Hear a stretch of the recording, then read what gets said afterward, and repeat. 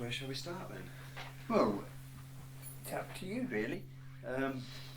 I've been trying to think back, although of course naturally my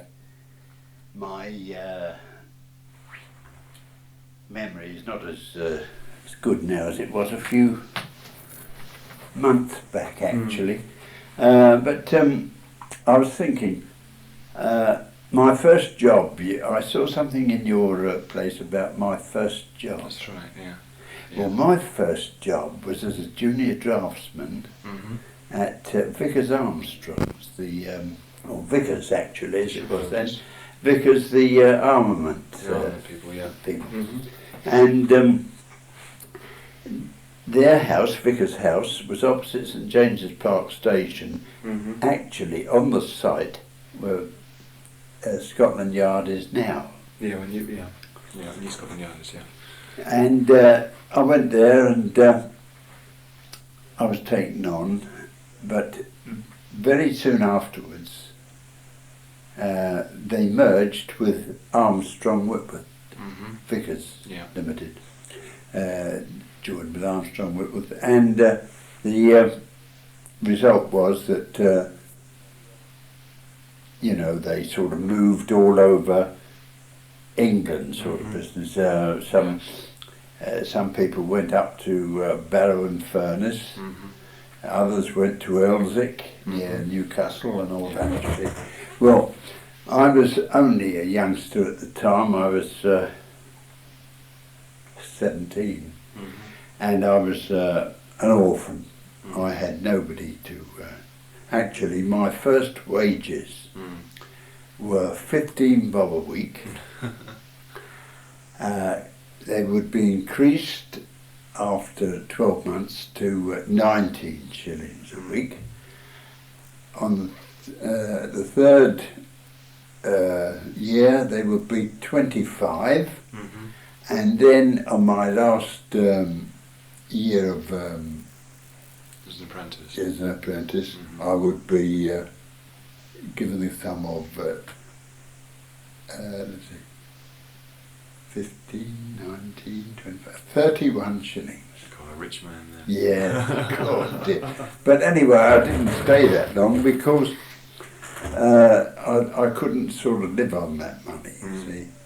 And I thought to myself, well, what do we do now? Well, I was big and ugly and fairly athletic, you know. In fact, I was athletic. I could swim like an otter and play football like anything. So of course, I thought, well, I don't know. Did I think that they would take me on in the police? Of course, in those days they were very particular. Yeah. Very particular. So anyway, I wrote up for the police and was accepted. And where did they have to write to? To Scotland Yard? To Scotland Yard, yes. I wrote to the recruiting officer at Scotland Yard, and we got taken on from there. Well, then we went to the police training school. That was in Regency Street, just off Vauxhall Bridge Road, near Vauxhall Bridge actually. And we were housed in a police station at the Elephant, actually, Kennington Road. Yeah. And we used to go backwards and forwards, to grub and teaching at Peel House, and then go back at night to the other place to study. And believe me, they pushed a lot of stuff into us in those days. It was very, it was all hard work. Really. I'm sure it's very different to today, though. Oh yes, mind you, they have to take in a lot. But in those days, well, education being what it wasn't so good as today, I don't think. See, I mean, today you've got people understanding all about electronics and all that. It didn't exist. Did you leave school at 14? Or did you No, start? 15 I left school at. 15, 16, I was 16 actually. Mm-hmm.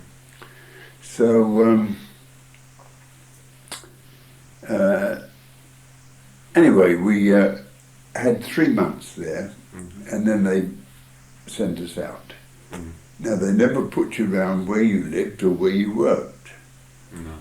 Now, I came from Marylebone, actually. Mm-hmm. That's where I was born, in Marylebone. And so that was out. They wouldn't put me in the West End at all. No. But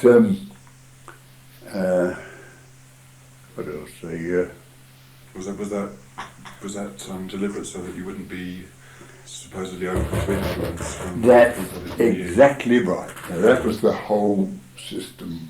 You know, the whole reason why they. So you could be impartial and unbiased. That's right. Without You wouldn't. any There was problems. less chance of you knowing anybody that you could do a favour to or Yeah. overlook something that they'd done. You know. Mm. Yeah. So with that. It was pointed out, they were going to send me to A Division, Mm-hmm. which is up the Westminster, Mm. you know, the House of Parliament, and they go down as far as Victoria, that division does, and Yeah. up as far as Nelson's Column, Trafalgar Square.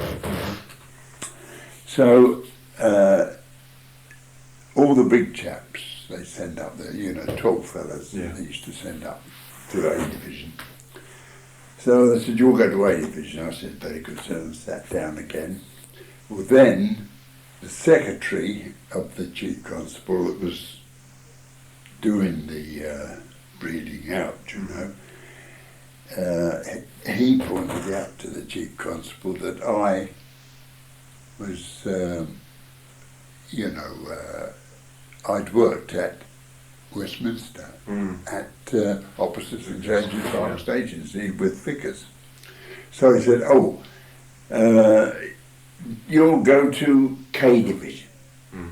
And K Division was the East End. Oh, in the deep end, eh? Yeah. So at that time, it had a reputation, you know, the East End. I mean, there was Chinatown there, and of course the docks were going strong then. Yeah.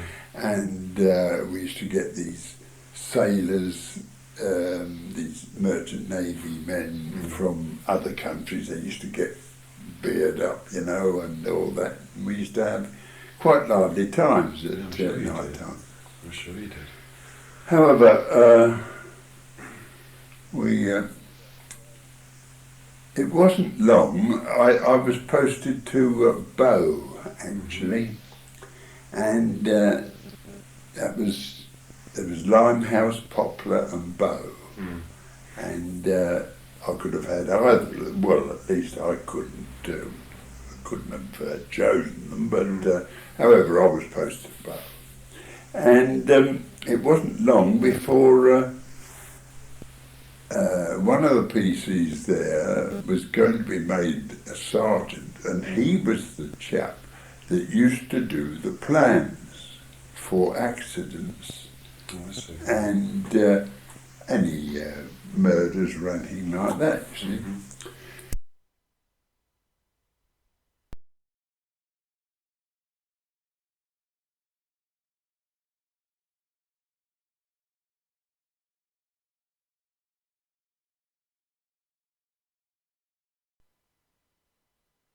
However, he got made sergeant and went to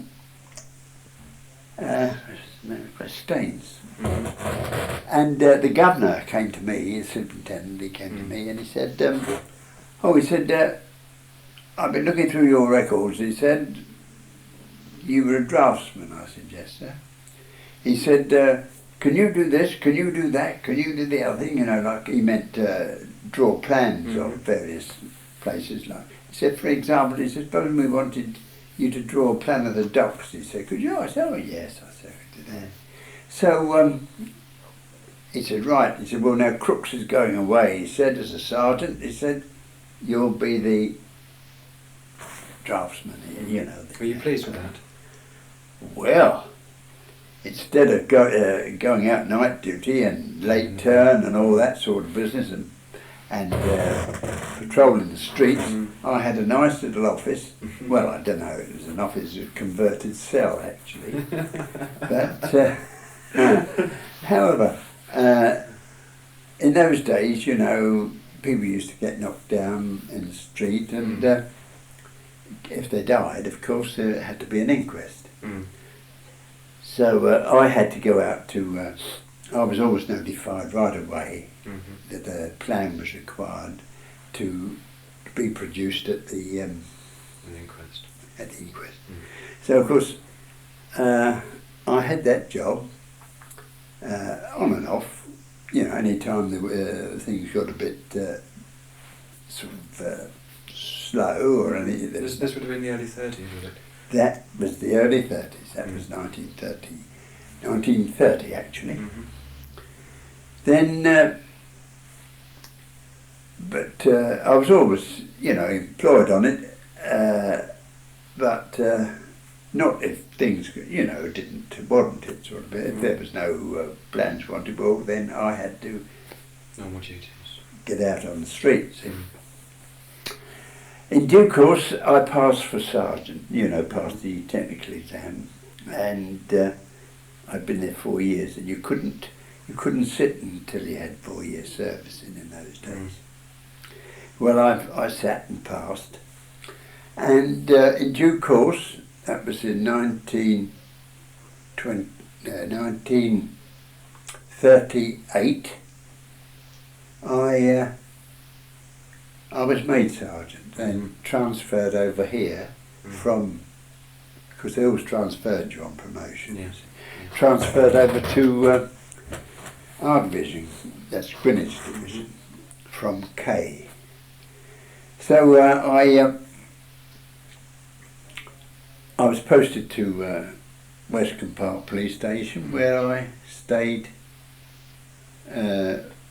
until I packed up. I stayed there 20 odd years. So I came there as a young, ruddy-faced police sergeant to an old grumpy old when I packed up, you see. As a matter of fact, now, Westcombe Park Police Station, I can give you a bit of history about that if you want it. Yeah. Well, now, Westcombe Park Police Station was non-existent round about the time of Charlie Peace. Have you heard of Charlie Peace? Charlie Peace, doesn't know, I don't know. Charlie Peace was a robber or a burglar that used to go about. He had a strike one of those classic with a big bag on his back and swag written on it, you know, that type of thing. But anyway, he was very famous in those days, and they've still got a what's the name of him, a statue of him at Madame Tussauds, Baker Street. Anyway, two policemen were on duty in St John's Park, which in those days was a residential place, as it is today, but instead of being out in flats and all that, they were privately owned houses, because Blackheath in those days was a very a la place, and it was peopled by retired admirals, retired judges, retired generals, and the general nobility. You know, they were all in those big Georgian houses, So these two PCs, they were on night duty, and they met in a glade that runs from St John's Park into Shooters Hill Road, between number 13, I think, or 17. Anyway, you'll sit there, still there today, you walk through it. They were having a smoke, anyway, in the small hours of the morning, when all of a sudden a rope ladder was thrown down, you see, and down came this burglar. They didn't know who he was or anything. but he'd done murder, you see, as well in other parts of the country. He'd been a real Nasty character. blackguard, you see. And they, grabbed him because they knew he was up to no good with a ladder and a bag of swag. So they took him to the police station, which at that time was in King William Walk, by the side of the Naval College. Yeah. Took him there where he was charged, and do you know he had attended the trial of a chap that was arrested for having done things that he'd perpetrated, and he sat in court and watched this chap. So as an observer? Yes. Just a spectator? Yeah. and just said, did nothing about it, didn't say, you've got the wrong man, I did it. This chap was actually sentenced to death, I believe. But anyway, in time, they sort of squared it up. Anyway, they brought this fella down, they brought Charlie Peace down, charged him, and he was generally weighed off in due course. And of course, when it came out that he'd done murder and all this, and was a real blackguard, the whole population of Blackheath, generals, the admirals, and everybody else concerned, said, "Oh, lack a day! Fancy us having a man like that, going through our houses and all this sort of business. It's terrible." So this was round about, I suppose, in the 1870s. So anyway, they were very put out about this, and of course they were influential people. So of course they went up to Parliament and they said, "We want a police station." You see, practically one outside our door, you see. So, of course, at that time there was a police station at Blackheath Road. There was one at King William Walk. Then the next one down was Woolwich. Yeah. Down that way. Over this way, of course, there was one at Lee Road. There's one up this up Shooters Hill. That wasn't there then, was it? No.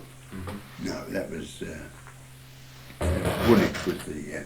They were very sparse, and of course, mind you, the police were started only in 1839. Yeah. So of course, the first lot of police stations, you can recognise them. There's by their architecture, they were grey brick and very strongly built and all that. Then the next lot came along round about the 1860s. They were bigger, and what they learned from them. And then round about I think 1905, you've got these red brick buildings like Shooters Hill. Shooters Hill, yeah. And you can tell more or less the dates. I should have a book somewhere here telling about these police stations, when they were built and all that. But I've looked for it and I can't put my hand on it at the moment. But if I do come across it, it's yours, you can have it. Oh, that's very kind, isn't it? So anyway, forget where I was now. Oh, so this place was built, Westcombe Park was built in 1888 or 87. Anyway, we've just remembered it by having a dinner at the town hall. I was invited. They came and asked me if anybody that had done duty at that police station was invited. And we had a tie fixed up. RK, which was the code letters for Westcombe Park, because every police station's got a code letter, you see, which they, for quickness and all that, when they're sending messages to one another, they write out what it was. We were RK. Limehouse was, for example, KH. KH at that time. And the chief station of the division used to be the divisional station, so it was called, we'll say MD, which is Kennington. See, that's M division. It's in MD. Anyway, that's all by the way, really. So where do we go from there? But you ended up at Westcombe Park, having... Oh yes, well I stayed at Westcombe Park for, as I say, for 20 years. And during the 1938, soon after I went there, this is how we looked in those days. We used to go out, Sergeant had a bicycle. And, Would this being the beginning of the war? That's it. The That's right, that was just the beginning of the war. So what would have been what equipment would you have carried with you? Just the tin hat, the, what do you call it, gas mask, your truncheon, and your whistle, and your pocketbook. Not handcuffs? Oh no, we never used that. I never used, they were never in use in my time. No? Mind you, I've been retired now since 1958, so, but since then, I mean, they carry them about, they carry everything, don't they? Yeah, that's right. That makes you wonder how they managed to carry it all. It does, really, that's true. But the only means of communication we had with our neighbour on another beat, of course, was the whistle. Just hope that he heard it. Yes. That was quite a piercing sound of a sound would carry, wouldn't it? Well, during the night it was all right, you see, because there wasn't a lot of traffic about during the night, except on main roads. But and there was only a clip-clop of the horses' hoofs. But beyond that, we had nothing, except the truncheon, of course, which we used to carry down and they stood down the trouser. Yeah. So it was that. Now I was, of course, a sergeant during a PC during the time that was before I was promoted.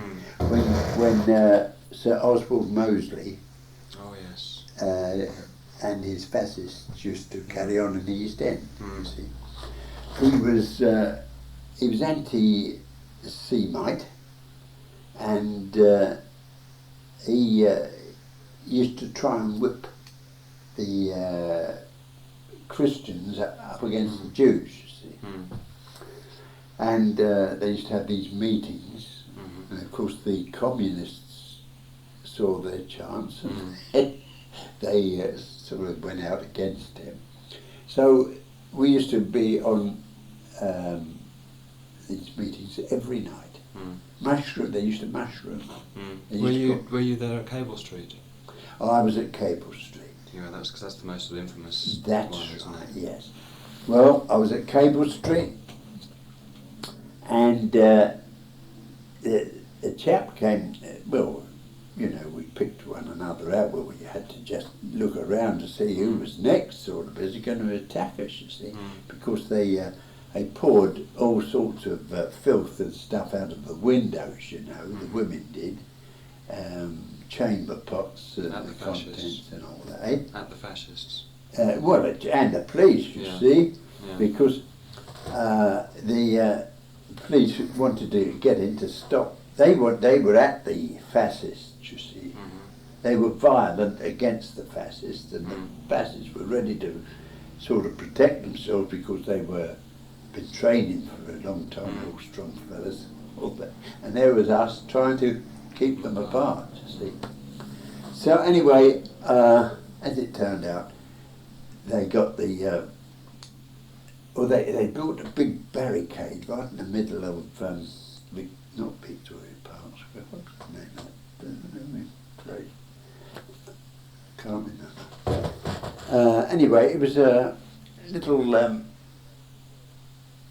alleyway, you know, that used to open out. It was a square, and sort of in a narrow alley, and then it opened out into this square where there were houses and all cottages and things, and then it sort of narrowed again and you went out into Cable Street.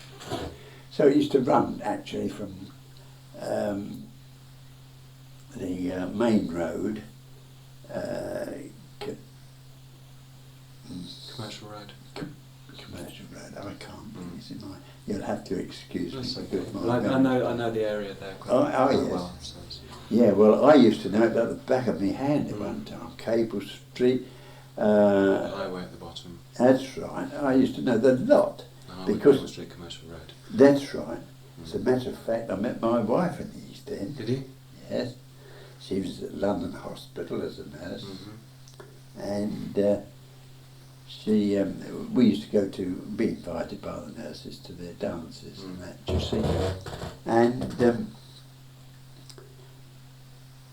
it went on from there. She passed her examinations. I've got a photograph up here somewhere.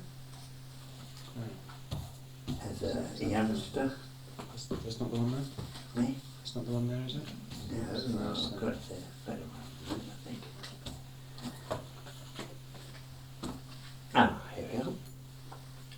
That's during leisure time. But you see the dresses of the nurses there. It's an umpire's chair, is it? That's an umpire's chair. That's in the yard they had at the back. And the doctors and nurses just... It hasn't really changed there at all. Oh no, The no, railings it's are all still the same. Yeah. Yeah, there's a few sort of new sort of sheds and low buildings that have been put up. That's right. Oh yes, it's still the same, the old London.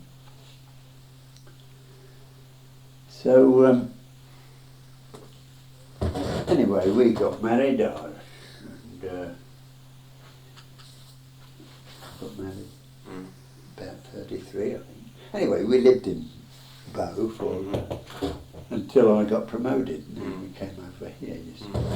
And of course, as soon as the war broke out, she was notified to report uptown somewhere. Yeah. And eventually she went to what's the name of the place? Not Calais, but Boulogne, not Dunkirk. Dunkirk. Dunkirk. Dunkirk, yes. Because you see what was happening, these fellas were lining up to get in these ships on the trying to get away. The evacuation. The evacuation, yeah. And you see, they were getting wounded, and there was oil on the sea and all that, where ships had been knocked about, and of course their wounds were becoming infected. So they had no, no organisation there at all at that time, that particular time. So they got all the nurses, trained nurses they could, of which my wife was one, and sent them over. Gosh. And I had no idea where she was or what she was doing, because nobody did. In those days, everything was kept quiet. Anyway, she eventually came back with the last contingent, and she finished up at a hospital down in Surrey, where they were, as soon as they got to Dover, they were put on a train up to here and up to London, and then sent out, to various hospitals. And eventually she wound up at the Herbert. At the Red. Yeah. I had a photograph here somewhere of her, I think.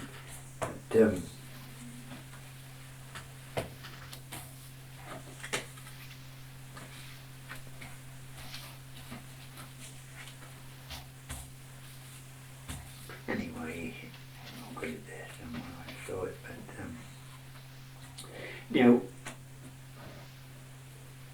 you hear about this bit of paper that the Prime Minister brought back. Yeah, from Germany. Well, now, Time. yes. Now that was in 1940 when he said, he made this 38, wasn't it? Before the war, wasn't it? 38, wasn't it? After his meeting with Hitler in Munich. That's right. Was it as early as that? It was 38, yeah, definitely. Oh. Yeah. Oh, well, there you are. Now that's 38 as well. I got thought I'd show you that to let you see how we were preparing for the war. You see. What is this, an anti-gas suit or? Yes, it says on the back here. You'll find. 1938, anti-gas training at the Old Limehouse Police Station. With PS later superintendent Ron Paint. Was it a sort of a rubberized? Oh, it was yes, sort of heavy canvas and rubberized thing. Yeah. But see, 1938. Well, the war didn't break out for another 2 years, really, or 18 months. So it just shows you that we were. Preparations were there. Oh, preparations were there. Because people were actually volunteering before the war, ready for when the war broke out. Oh yes, yes. Quite large numbers. Yeah. That's very interesting photograph. That's fascinating. Yeah, but I'm interested to hear more about the Cable Street riots. You mentioned they put a big barricade. Yes, they put a big barricade up, and of course we had to come over that. You see. How many police were on duty? Oh, that I couldn't hazard a guess. A lot. Yes, we had contingents of police coming from other divisions. That's what happens, you see. If there's likely to be anything where there's a lot of police needed, well, what they do is bring in numbers, according to how much they work out, from right from the west of London. So, yeah. From X division and F division, all those places, which is around about Chiswick and so forth, Chiswick outwards. Anyway, I drew my stick, but I never used it. No. I never used it, never got a chance. But at least down at what's the name? Cable Street. Apart from that, my height when I joined the police was 6'4". Well, you can imagine with a helmet on. About 7 foot. I'd be about 7 foot high. See, David, now that was me after I'd been in the police about 12 months. Yeah, young man Now that's how we used to look in those days. Now that dress has been done away with now. That was called a tunic. We used that, we wore that on ceremonial occasions, spring and autumn, and summertime at night. Yeah. We had 2 of everything, of course. Did you have to pay for your uniform? Oh Was no, that supplied? no, that was supplied. But and they came along and the contractors came along, fitted you out, But that little badge you see on my left arm, Down there. yeah, we all had that after we left the training school, because that was the first aid. Oh, I see. Yeah. That was your first aid badge. And you noticed that, of course, everything was all tied up to the neck. And you had to get your buttons polished, did you? Oh yes, And your belt polished as well. That's right. Everything had to be polished to What's death. your number at that? That's right. My number was 162. 162K. It was the first PC's number, or like the sergeants had from 1 to 6, 161 sort of business, And they were scattered about all over the division, you see.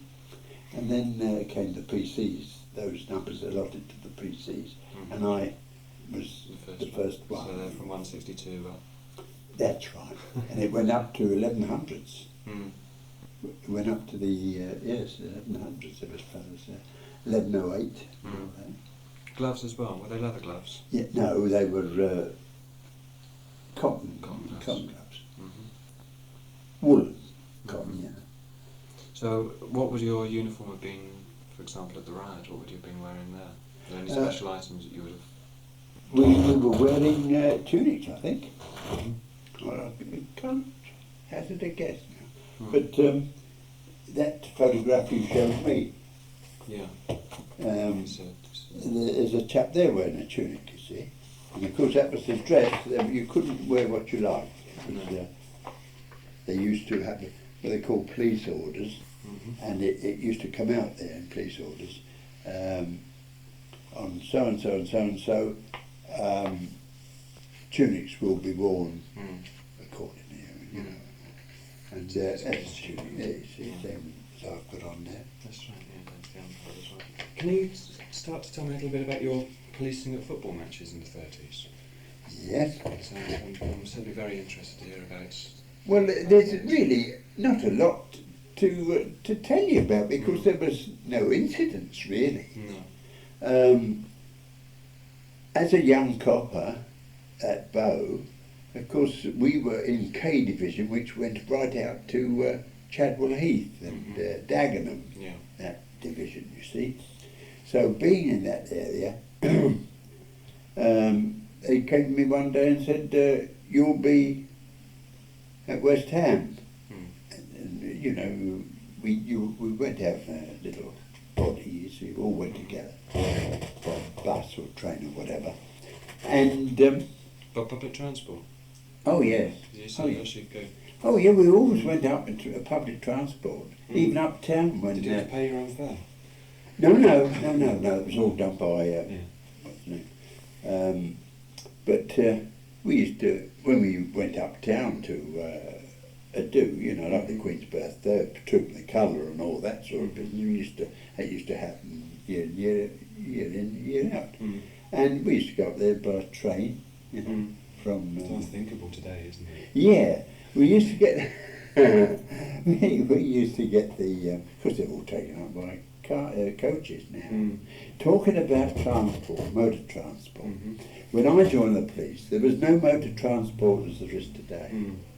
There was one car in K Division when I joined, and that was the superintendent's for his use. At night, they used to use it as a crime car, you know, for getting about. And it was a beam. Now, you may know something about cars, I don't. But a beam was the name of it. And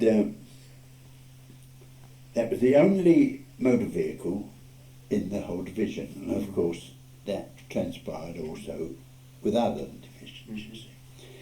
So, of course, most stuff was all horse-drawn in those days. There was no, there were buses as such, but they were very, they didn't carry many people, you know. And there weren't so many of them, although they used to carry the same letters and go to the same places as they do today. So yeah, some numbers, Yeah.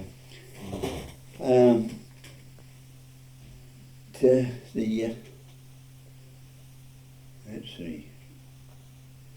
Oh, anyway, in 1931, they started giving out or supplying to various stations what they called the utility vans. Now they were a van, and there were seats, like a long seat, either side, inside. You stepped up. It was more or less like a little ambulance at the time, you know, it could be used as an ambulance. But anyway, that was, it was a sort of Paddy's taxi, as they call them over in America, you know. And you could get in the front and go right through and walk out the back, or you could get in the back and come down and sit by the side of the driver.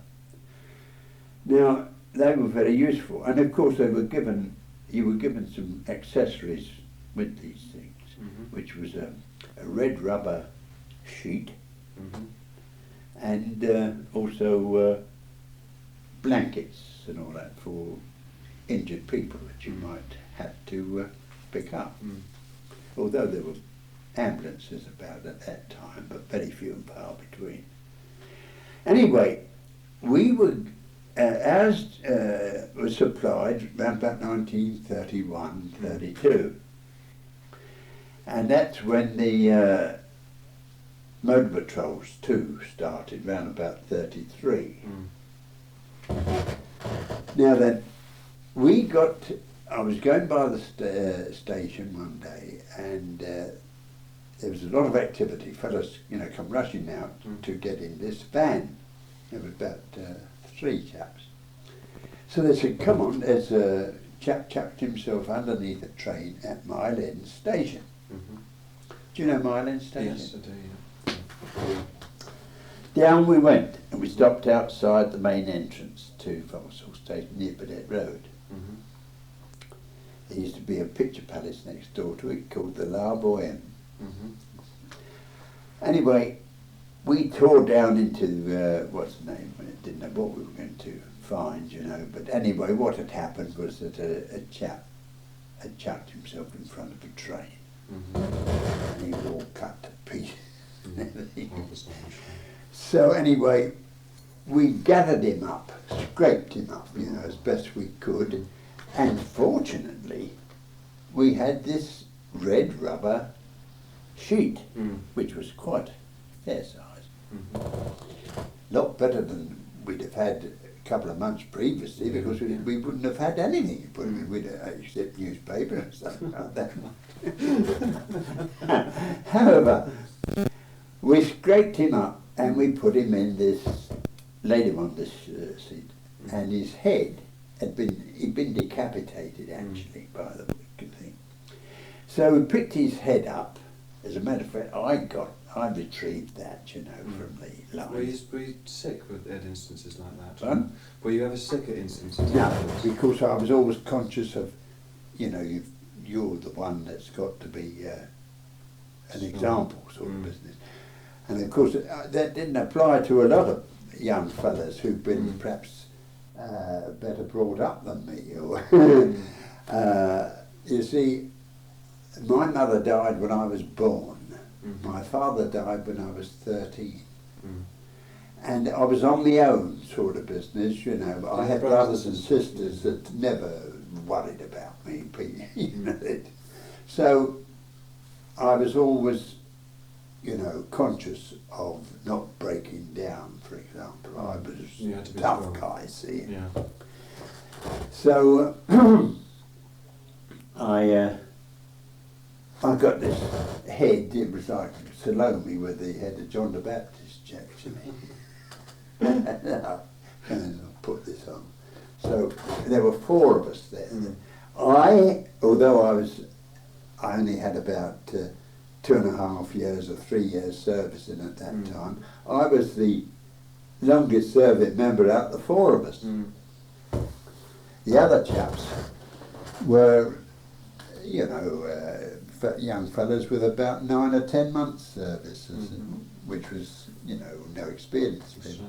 Anyway, we grabbed a corner each of this, to put the body in, you see.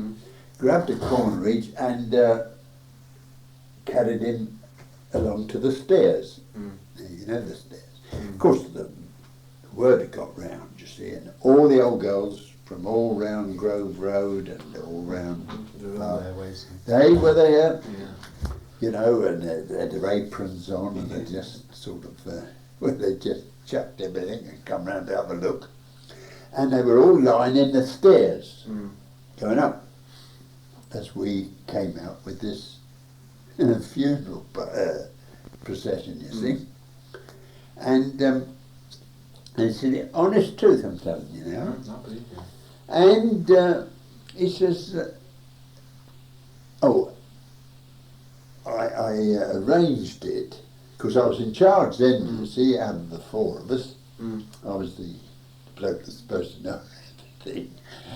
And I said, now the 2 tallest chaps, that's myself and whoever was next in line, at height, would be at the back because of going up the stairs, and the other chaps could sort of act accordingly by so as to keep the lot level, you see. Anyway, during our progress up the stairs, of course, an inert body is much heavier than, I could pick you up and carry you, to the door even now, but you can't carry a dead body. No. In fact, a person's leg, if it's been cut off, is very, very heavy. But you see, it's just if it's live, there's a certain amount of air or whatever in the body, and if it's dead, it's just inert, like a lump of steel or iron. See. Anyway, we we were bringing this chap up, and the weight of it, of course, got a bit too much for one of the chaps in the front, I think it was. And he said, "Wait a minute, let's change my grip," you saw, sort of business. See?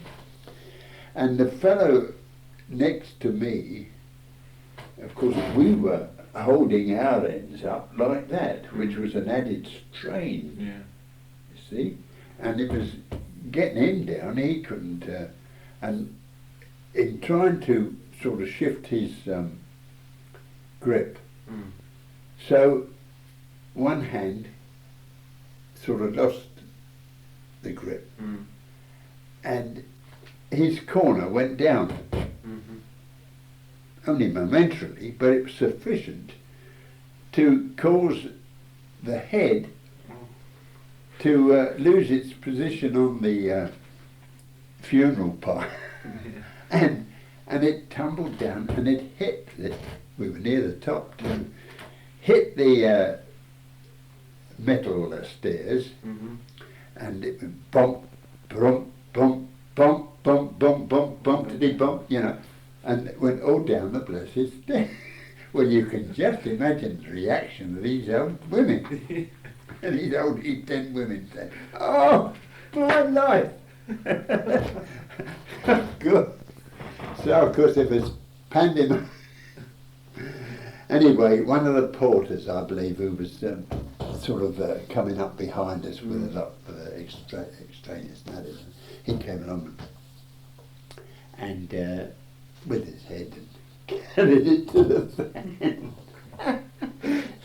Honestly, it's terrible to laugh at a thing like that. But you've got to, haven't you? As you look back in retrospect, honestly, it's they are very wonderful. I worked on those guns. Did you really? Not making them actually, but the planning part. Yeah, and I didn't have a very,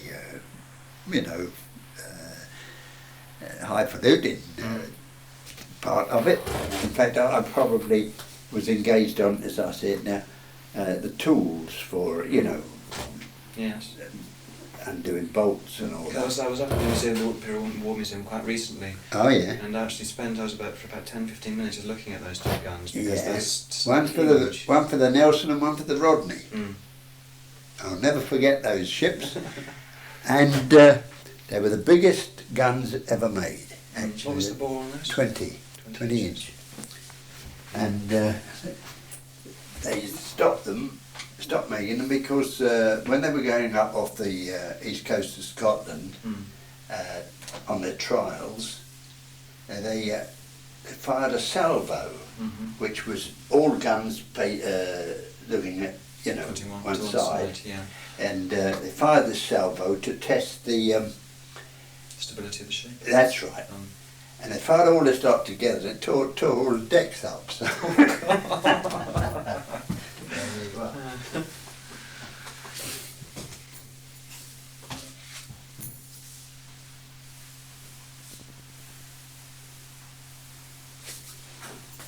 Did you have to do any national service? No, there was no national service in those days. Wasn't there? There was no national service. As a matter of fact, when I was at Vickers, of course, being armament manufacturers and all that. No, you carry on. You look as though you want to feed it up. Yes, being armament manufacturers and for the government and all that sort of business, they were militarily inclined, so they ran a sort of territorial outfit there, you see. Yeah. And I joined it. Well, I used to get fortnight's holiday from the firm itself, and then we'd go away on territorial Mm-hmm. business, you know, various parts of the country or whatever. Mm. And that was allowed for, you know, by the firm. Mm. So more or less I got a month's holiday from the firm. Holiday. So anyway, that's the only soldiering I did. Well, just having a look at those. Did you? Oh, you saw that? No, I was just didn't having you? a quick glance at them. Yeah, that's on the gun park at Watchet Mm-hmm. in Somerset.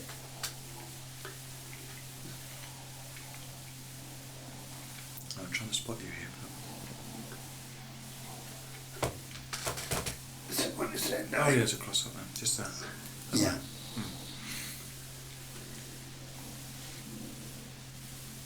Hmm. And I'm on the Far left. far end there.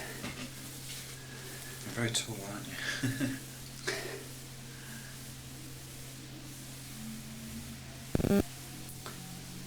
During our leisure time, we had a big cliff there that they had that ball on there, you know, that we used to play push ball. Oh, yeah. Six-a-side, you know. God, it was hard work. Yes. So I've played that before. Have you? Yeah. You don't see it about much, do You you? don't? No, it was some years ago. It was when I was much younger. Yeah. It was probably about 10, 12 years Of ago. course, the ball was about 6 foot high, really, you know, diameter. It was all clever stuff. That was lovely. Of course, when I was at Vickers also, I was in the cricket team as well, and out at Elstree was I forget, he was one of the directors anyway, very, very, very rich man. Mm-hmm. And he used to have our team out to play the local cricket team out there at Elstree. This is the Vickers team, is it? Yeah. Mm. And he used to supply us with dinner and all that sort of. Oh, very nice. It was a nice day out, you know. Mm. The firm's cars. Yeah. It's Hey. Trevor Dawson. So Trevor Dawson, that's the fella. Mm. He was a nice old chap. Oh, that's lovely. So, where were we? Well, we just talked about just guns at Vickers. Oh, I just finished We telling just you about finished the story, but Yeah. let's say, what would have been a typical day, policing day for you if there was going to be a big match at the Valley and you were going to be on duty Oh, down I there? see. Mm. That's a friend of mine. Little thing that happened when Charlton got in the cup. Mm-hmm. You remember they Which year was this? the first one? The 40, Because they were in 2 successive years, right? Yeah, 46. The first one, of course, as soon as they got in, there was demands for tickets from everywhere. Mm. Now then, Jimmy Seed was the manager down at that time, and he used to be a player with Spurs Yeah. years before, and his captain at Spurs was Arthur Grimsdale. Mm-hmm. Now they both retired from actual playing football and all that. And we had to have a PC down at the ground to keep the people, you know, in a queue Mm-hmm. so that they could come up and get their tickets. Mm. Because they were on sale at the ground. Yeah. Now, during the time they were there, this PC, he recognised Arthur Grimsdale, you see. Arthur Grimsdale came along and he said, could I go in and see Mr. Seed? Mm-hmm. Because they were pals together, players together, and all that. Now, what old Arthur Grimsdale wanted, of course, was a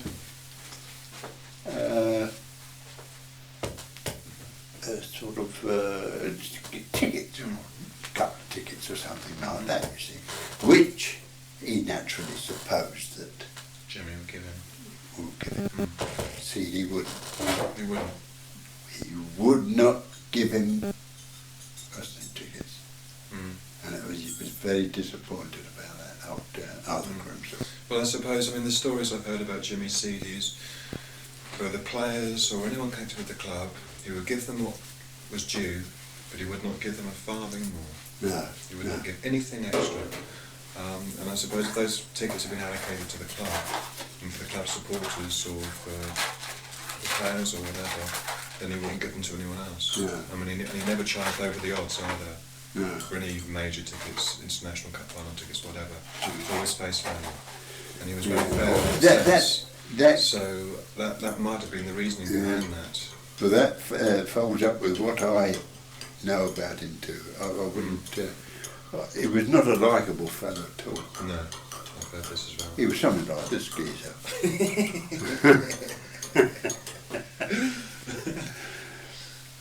No, I've heard that he was very, very, very tight. Are you being rude? I said, we're talking about Jimmy Seed. He said he wasn't all that, popular. I said, no, I see something like you. Jimmy Seed was one of the finest coaches there was. Yeah, but he might have been in knowledge of football, but he wasn't a popular man. Oh no, not in that respect. I mean, he wasn't that popular with the players. He was very popular with the supporters because he did so well for the club.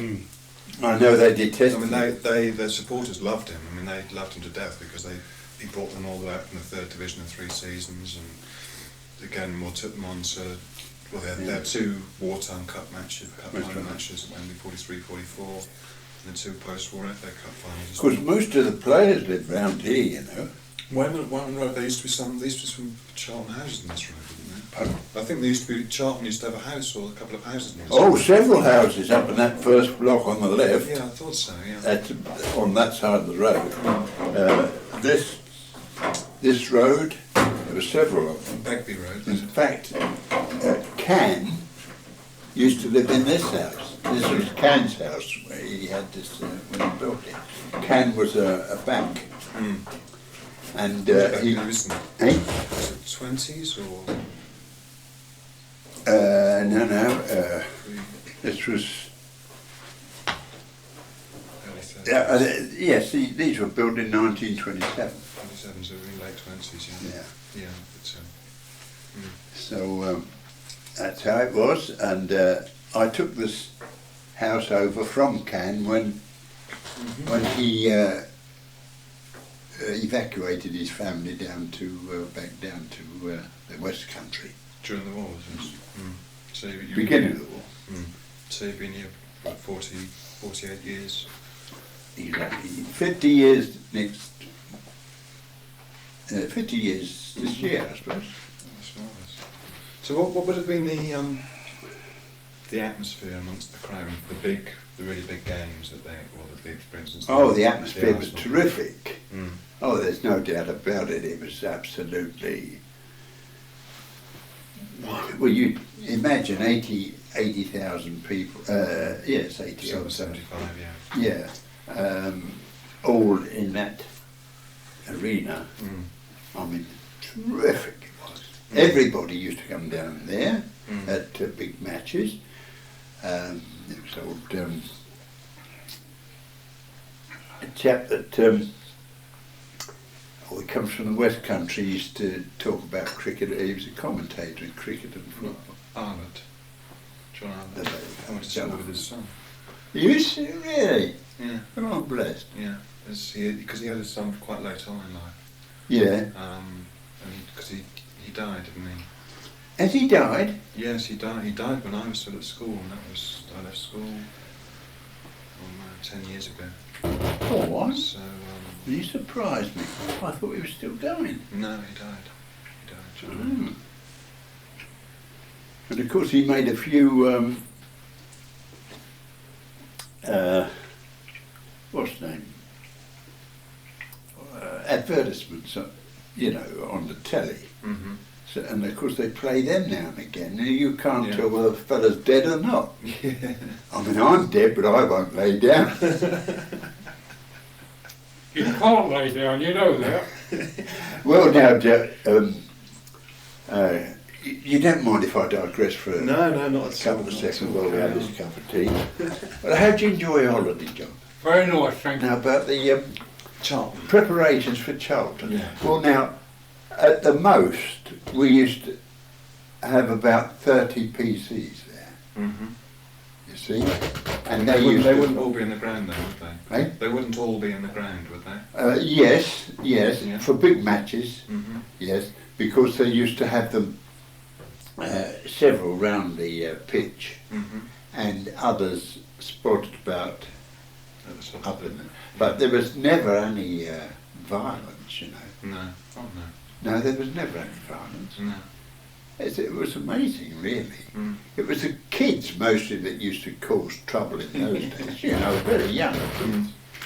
They used to have the cliffs up there, didn't they, before the war? That's it. And the kids used to slide down them and That's right. on bits of As a matter of fact, I had a fatal accident there. That was my first fatal accident as a sergeant when I came over here on promotion. What was that? There's those sand pits, you Mm. see, of which Charlton was a part of, Yeah. original sand pits. You know what those sand pits, but they were used by the glass Manufacturers. glass manufacturers, yes, down Anchor and Hope Lane. Mm-hmm. Originally they were Germans. Mm. You see, they came over here, or Czechoslovakians or something, making glass. And where they scooped away all the sand, Mm. because it's absolutely entirely of sand, they used to leave it, you see, Mm. and that was what more or less became the amphitheatre of Yeah. for Charlton. Now, the kids, in another little part, which was quite high, Mm. So leading up below the heights, because you had that's the heights as well. it, now you've got it. They used to have spiked railings, Mhm. obviously to stop the kids falling, or anybody else falling over the side, Mm. which is quite a... Well, these kids used to get up there, and they found a way of working these spikes Mm. out. Mhm. And what they used to do, there was the spiked railings, and then there was a bit of space, probably as wide as this room, Mhm. to the edge. Yeah. What they used to do was get these spikes Mhm. and go that little bit extra and throw them, Oh, God. you see. But of course they were throwing down into the sand, but there was no likelihood of any people walking underneath. Mm. Now then, one of the first, well, it was the first accident that I got called to as a young sergeant here, that was in 1938, Mhm. was a youngster who was doing exactly that, throwing the spike, and he didn't let go in time, he went down with it. Mm. Well, what's the name, the spike went down Mm. and hit the ground a split second or so before he did, Mm. and the thing went right through his eye, and he was impaled on it. Of course, killed immediately, you see. Mm. But He was just a young lad, was he? he's only a kiddie, yeah, Mm. about 10 or 11 or something like that. Mm. But that was the first... Was that on a match day, or was that just when you just... no, that was during the week. Mm. You see these kids. Used to break in there. Yeah. 'Cause, I mean, a lot of the old chaps I've met Yeah, said as kids they used to go down there and muck around on those cliffs. yeah. You know, always they were just... Well, that's what happened, and because the kid was killed instantly. No, we used to have these about 30 PCs Mm. drawn from the local stations. But Mhm. if there was any likelihood of, you know, a tremendous crowd getting there, like an 80,000 crowd, well, they would get mooring from Bexley, Mm-hmm. Erith and Lee Road and Sidcup. Yeah. More, you see, probably about 5 from each station, you see. Mm-hmm. And then in those cases they probably have about 60, 70 PCs. And the policing would have stretched outside the ground down to the station and the lower road. That's the upper road right. for the trams and the buses. That's right. Mm. And the trams and the buses, they used to, well, they didn't need policing. No. Didn't need policing because the trams used to come along from Woolwich, Mm-hmm. and they were all there one after another. While one's filling up, of course they used to take 100 people, you know, and while one's filling up, the others would, you know, be coming along and waiting, and just used to fill them on the way they used to go up towards Deptford or whatever. But it was, when I look back, it was most orderly. Everything fitted in just right. Mm. And the crowds used to come down from the ground down to Woolwich Road and line up from the tram stop there. You'd actually queue up, would Yeah, absolutely. No, they didn't want policing. they? No. Didn't want policing. Mm. Well, everybody knew that if they wanted to get up, there was all the trams there. They could see them all lined up as far as you could see, down towards Warspite Road and all that way. Mm. So it was quite a good,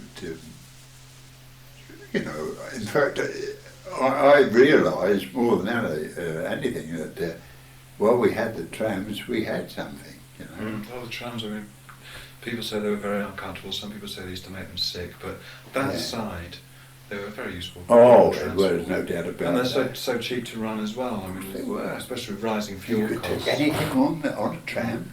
You know, quite large things like, well, I took a cabinet, wireless cabinet, you know, one of these loudspeaker jobs, and it was that high, and took that up with a driver. He used to put it by the driver. He used to, it was quite accepted, you know. He said, oh, it gives it up. And that was to save, you know, big things being taken inside. And of course you could move the, do you remember the trams? No, because the trams left in the 50s, finished in the Well, 50s, didn't bless. they? Isn't it terrible? Mid-50s the trams. Yeah, well they were all, Before I was born. what's named at where Siemens is, you know where Yeah, Siemens? there was a tramway repair depot. That's there, it. wasn't there? That's, the tram repair depot was just at the bottom of Westcombe Hill on the other side of the road. Yeah. I think it was called Tramway Villas. Mm-hmm. I think it was called Tramway Villas, you know, officially. And but they went. You used to get these trams when they were gradually doing away with them. They used to come all on their own, you know, and down to beyond Anchor and Hope Lane. There was Siemens's big Siemens, factory. Yeah, they have a mellow down there as well. That's right. Well, they knocked a few places down there and made a big open space there. And they used to run the trams in there, and that's where they were disposed of there. Yeah. And you could, if you wanted glass, you know, the glass windows, you could buy them there for as long. But yes, they broke them right up there. Were you yourself a football fan? Oh yes. Yeah, I played. did you follow any particular team? Well, I'm afraid my team was and always has been and is today Queen's Park Rangers. Because you were born over a Meriden fan. Well, I was born over the weekend. Yeah, yeah. Yeah. So I was always right from you know, when I was knee high to a grasshopper. I was always a Rangers fan. And but of course, naturally, being over this side, I think I used to watch a game of football. I mean, Sunday mornings I'd be on the heath watching the local. Did you play regularly for a team? I played for every concern that I belonged to. When I went to Vickers, I played for them, And when I joined the police, of course, I played for them also. What were you, half-back? Centre half? As a matter of fact, I used to be a goalkeeper at school, Mm-hmm. but then I used to hate goalkeeping because the teams I belonged to were always good. Mm. And I, used to get fed up with that. So, of course, I worked it that I eventually became a forward, You were forward. yeah, Mm. so that I could get something done. In fact, I remember a match we played against, when I was at Vickers, the London office used to play the team that came down from Birmingham. Mm-hmm. We drew 4-4. Mm. And blimey, I worked like stink to Mhm. I scored scored a goal in that match, but I was glad to be able to get. I mean, I was big and I could run and I could charge. I had the weight there and all. Because nowadays you're allowed to charge the goalkeeper, aren't you? Oh, yeah, we were allowed to charge the goalkeeper in those days, but not now. But that's. But apart from that, there's not a lot of.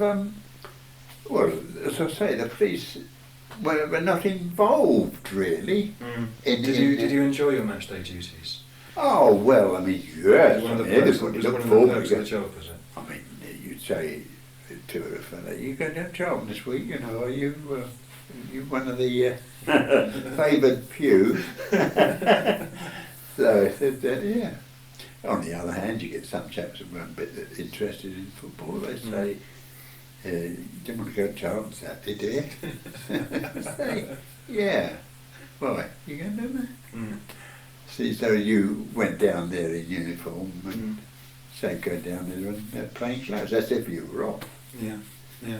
You were saying the other day when I met you about the big radios they used to keep Oh, in yes. each other. Yeah. How Well, did that work? well, they had these things. They were big boxes. They were about half the size of these. Mhm. This thing. So it was about, what, 2 foot by 1 foot? Yeah, Mm-hmm. and they wear it on the back. You see, on the shoulders. Mm-hmm. And as far as I can remember now, it must have been an aerial, Mm-hmm. sticking up the side, like some of these things they have on cars, Yeah. sticking out the windscreen. And they could walk anywhere, and still be in touch. Mhm. But they used to have another fella. There was one fella carrying the outfit, and another chap doing their all listening with a more or less telephone. Telephone receiver. Yeah, telephone receiver. Mm. So that's what it was. And of course, he was able to take stock of whether there was more crowds coming in at one end of the ground than at the other. And superintendent or whoever he was, he had another bloke near the where they used to run out from, the Tunnel. tunnel. Mm. And he used to be in touch with these about three or four, and say, "Oh, so are you, up there?" "Well, there seem to be, coming down now. There's more coming down at the moment," and they used to sort of wait for the particular time as all the ground was filling up. If one particular entrance was getting rather overcrowded, did the police at any time attempt to sort of redirect people to other entrances? Oh yes, that was taken care of. Yes, I mean that was the whole idea of them being there at all. Really, there's a Charlton Village. There used to be a lot coming down Lansdowne Lane, you see. Yeah. And that would start getting more, and you could, it was like a game of drafts or chess. You just used to, it was, apart from sort of looking down and watching the whole effort, you had it all coming in orally, you see. Yeah. Yeah. So really, apart from that, there was nothing to it. And there was never any problem with drink Drinking away to the No, fences. I mean you had the odd drunk, but nobody used to take any notice of him. He used to sit down and go to sleep or something like that. But there was a doctor, Montgomery. Dr. Montgomery, yeah, I didn't get much on me. Dr. Dillon, he had a practice in Rochester Way. And he was arrested for being drunk. Somebody took him in because On a match day, was this? yes, Mm. he collapsed. Mm. He collapsed, and somebody picked him up. And, he was, unconscious. Mm-hmm. Or unconscientious. And they picked him up and brought him back up to Westcombe Park police station. Mm. And we called a doctor, another doctor, Dr. Livingston. They both did, anyway. And he said, Dr. Dillon's not drunk, he said he's got diabetes. Mm. And Gone into a coma. he'd gone into a coma. Mm. It didn't last a terrible lot longer after that, about another 18 months, and he retired. And as a matter of fact, the doctor that came as a young ginger-haired assistant to him at that time, Mm-hmm. Dr. Alford, Mm-hmm. he dropped dead on a visit to Ireland just about 3 months ago. Did he? Oh. So that's something else. Mm. But they die just same as us. Would you have any idea what the policing bill would have been? What the bill would have been that the police gave to the club? You mean the club gave the police? How much did the club pay for the police? Yeah, well, at that time it was only a matter of 10 or 15 pounds, I think. For the whole lot, of course. These days, it could be anything up to 10,000 or more. Oh God, yeah, I bet it is. Mm. I shudder to think what it could be now. Because they involve hundreds of police, just as a minor case Yeah. in London. Well, that was always done at divisional office, which was at Blackheath Road. Yeah. They used to send them down the bill, and of course it was paid. Because I don't suppose it actually changed for quite a number of years, because I came across a number of... actually, I went up to the valley a few months ago, and I was having a look round. I was taking some photographs. It was all a terrible mess now. It was all derelict and smashed up. Yeah. Vandals have been in. But I found all their club business receipts from the seasons 1960 to 1963. Yeah. Oh, that was And amongst those were the police bills.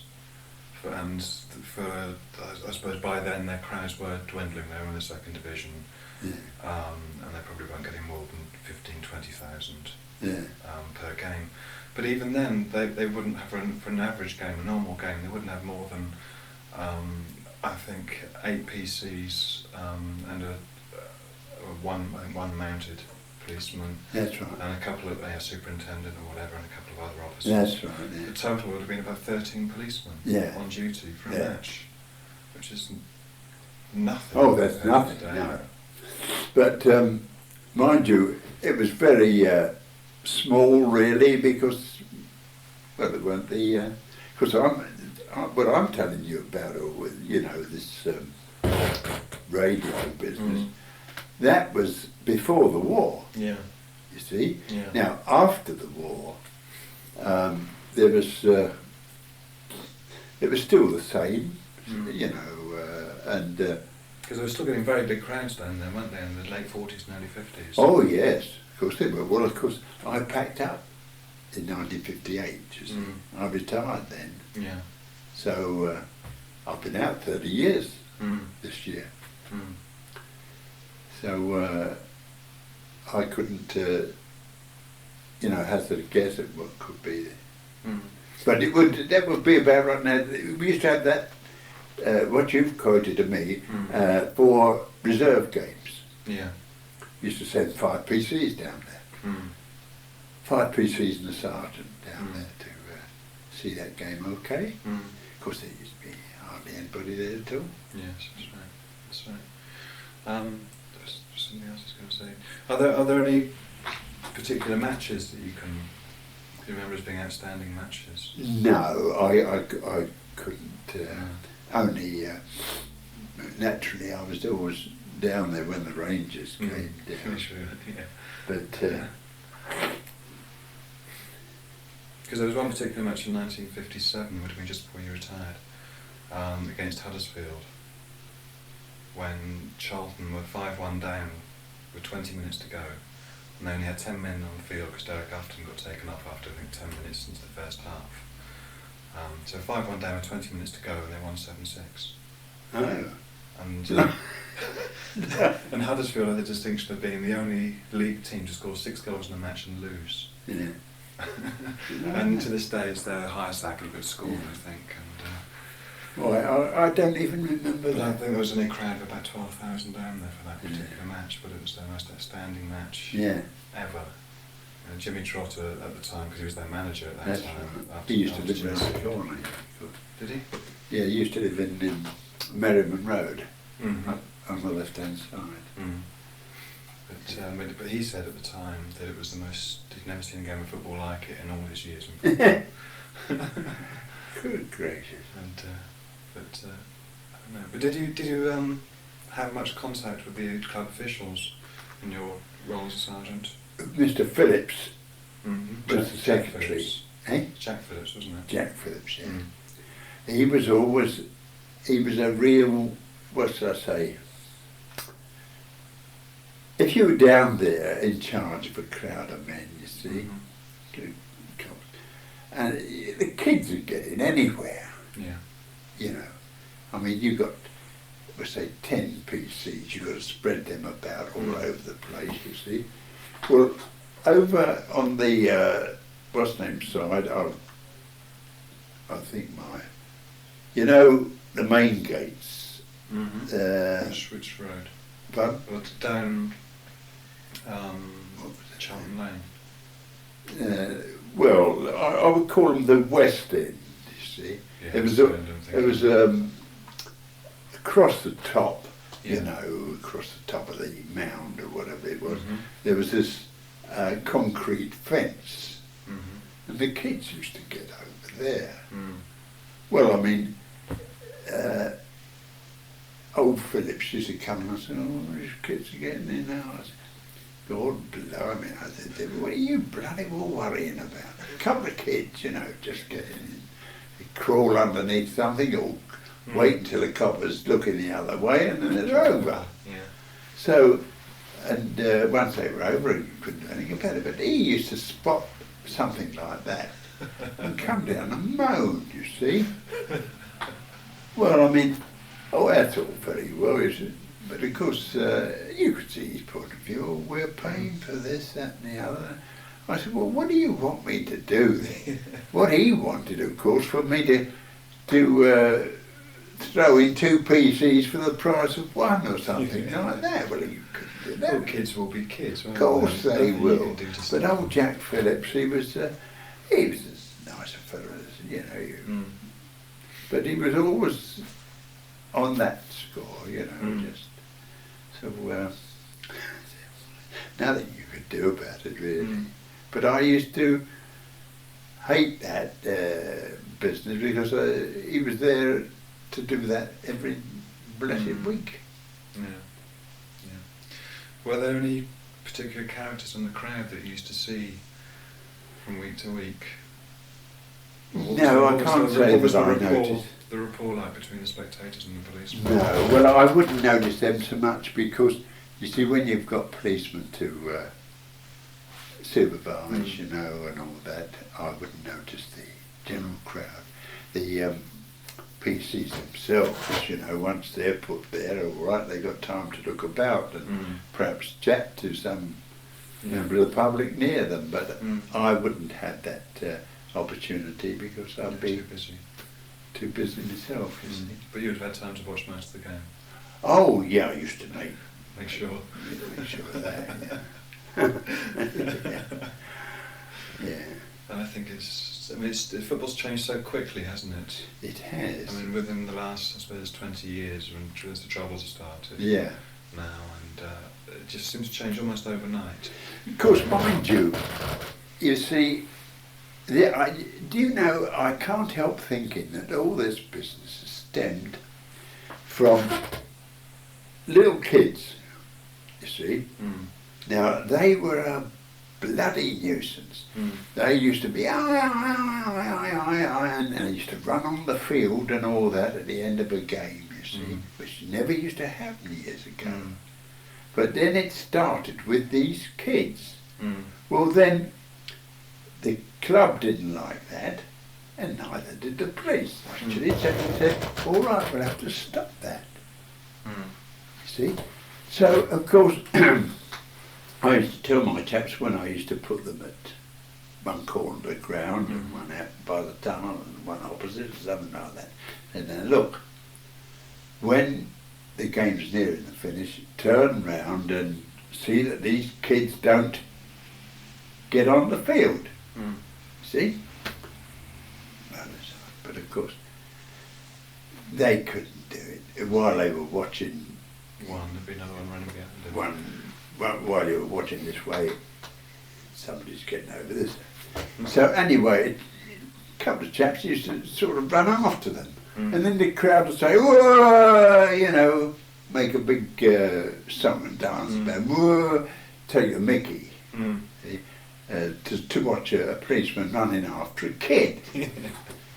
And they weren't even teenagers, you see, they were youngsters about 12. And so that's really what stopped it. I mean, policemen used to feel embarrassed, although they were told to stop, run after these kids and stop them and catch them by the arm and get them out. I mean, it wasn't a case of arresting them or anything like that, see?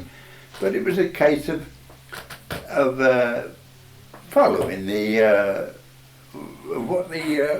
what's the name of the club needed or wanted, you see. Jack Phillips was, don't run on the field, all right. So police do their best to stop these kids running on the field. And of course we used to take the brunt of the whole crowd. So, you know, these. Now that was only said in a half serious or jocular manner by the grown up or the adult people at the match. But nevertheless, it sort of stuck, and the police, you know, used to, or the policemen concerned, thought, so solid, I'm not going to, you know, do any running after kids. And that led up to what you've got today.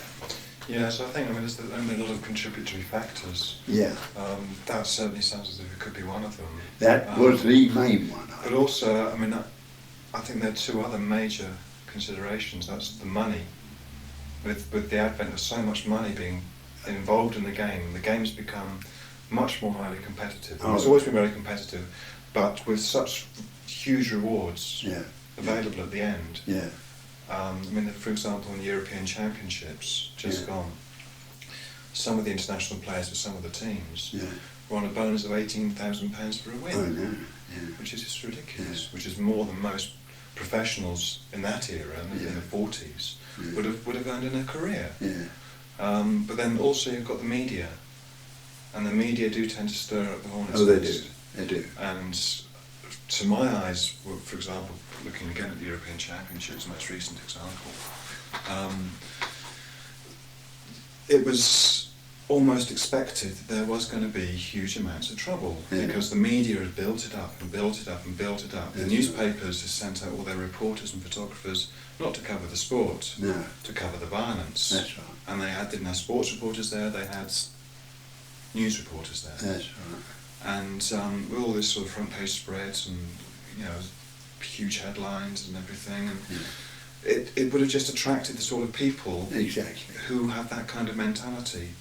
But also there's the herd instinct. Once you get a small group of people like that, then you're going to attract more people in from the periphery. Exactly. Who are going to come in, and that's why you get Joy. ridiculous scenes such as 6,000 so-called English supporters giving the Nazi salute to God Save the Queen Yeah, yeah. at the last English match, Yeah. which is just ridiculous. I mean, Oh, yes. their heads are messed up. Yeah, I mean, they just haven't got the slightest idea what they're doing. exactly. They don't understand themselves. That's true. That is very You true. know, to be standing in Germany to give them the Nazi salute to God Save the Queen is just contradiction after contradiction after contradiction. That's right. Doesn't work together. Whatever, whichever. No, way that you is look at it. that's what it's built up And to. it's just- What it's The basis of ignorance, together with the media pumping in all this publicity, and the government being very outspoken about it all as well. yeah. Okay, you can understand the government's motives, but unfortunately, the more publicity something like this gets, Yeah. the more out of hand it's going to become. Yeah. And like you're saying, with a very simple example of chasing the kids across the pitch, That's it. some of the crowd would have been a bit fed up by that. Yes. Most of them are being sort of joking and That's right. thinking it's a funny spectacle, but That's there would have been sections of that crowd that would have been fed up to see it, thinking, why is that policeman chasing that poor little kid and he That's just right. run on the pitch at the end of the game, he's not doing any harm. That's it. And so there would have been maybe an ounce or a fraction of an ounce of resentment that built up there, Yeah. and it just spirals and just builds It on does. top of That's each other. true enough. And I don't know, to find a solution, it's very, very difficult. It is. But Very, that's very that's what used to happen in those days, and that's what I had personally to see about with the old what's his name, Phillips or Jack Phillips. Yeah, because the police, I suppose, whatever section of their work they're doing, they're always stuck in the middle, as you Well, say, of Cable course they Street, are. or be it, That's it.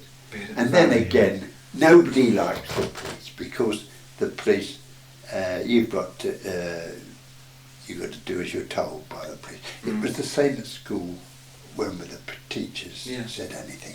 Yeah. You never used to say anything in front of the teacher himself. But as soon as we got out of earshot, we used to say, "We don't bloody hell this, that, and the other," you know, making us do this, that. You see, but so we don't like authority and But when it suits your own means, and people are always very quick to go to the police when they need them. well, of course. But then again, of course, police are only human as well, and they make mistakes as well. Of course they do. And it's just 6 of one, half a dozen of the other. They do try. They do try. But there again is. But I think that probably the police force has changed a lot as well in the time, their attitudes and. Well, I think it's the people themselves really that are changing, and of course the police have had to change with them.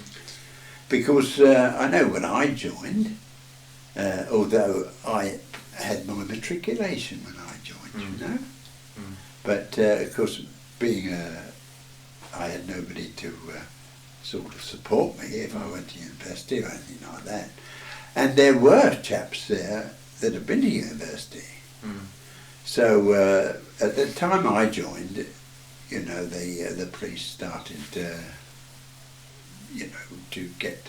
Of course, there were the old coppers. As much as they could do to talk the King's English. But they were going out at the time I joined, and as I say, we were quite well educated.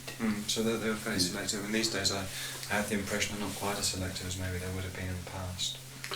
Well, at the time I joined, they were very, very selective. Very, very selective. Of course, bodily, you had to be fit and well and on your toes, no glasses, your teeth and all that was absolutely, you were a model. But of course today they've had to lower the standards quite a lot with regard to glasses and height as well. yeah, height and all that. They're down to 5'8" now, I think. What was the minimum height when you joined? 5'11". 5'11". The city police still stuck to 6 feet. But they got down to 511. The police, the city police came down to, but 5'9" or 5'9.5" were the metropolitan. Yeah. But other than that, I think they've, of course, they've got this scheme where they want quite good education. So is that about it? Well, I think maybe another of the problems, I mean, as has been cited plenty of times in the papers, is the lack of community policing. The removing the policeman from the beat, out of the community, into a tin can on wheels with lots of sirens bleeping and swaying, That's right. whizzing through the traffic, Exactly. and that's